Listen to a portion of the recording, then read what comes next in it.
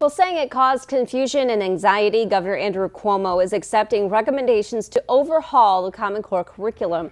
His Common Core task force is recommending overhauling and adopting new education standards. WENY's Logan Wilson joins us now in the studio with more on what this means for the state's education system and how local superintendents feel about the change. Logan?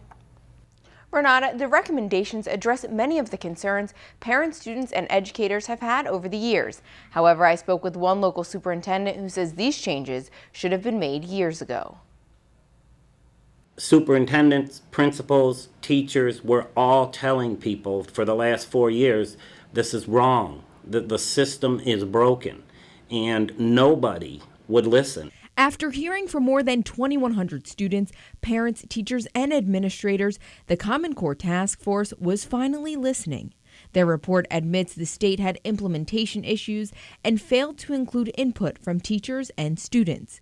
The overall report recommends revamping Common Core and adopting new education standards based off local input, something Phillips said the Watkins Glen Central School District will benefit from.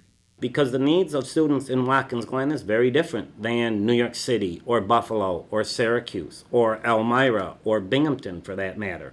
So allow us the local control to develop the program that ensures success for our kids. The suggestions also includes minimizing student testing anxiety by reducing the number of tests. The task force says current Common Core tests should not count for students or teachers until they can find a better solution.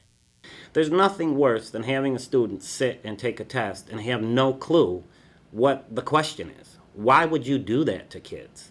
I asked that question from the very beginning.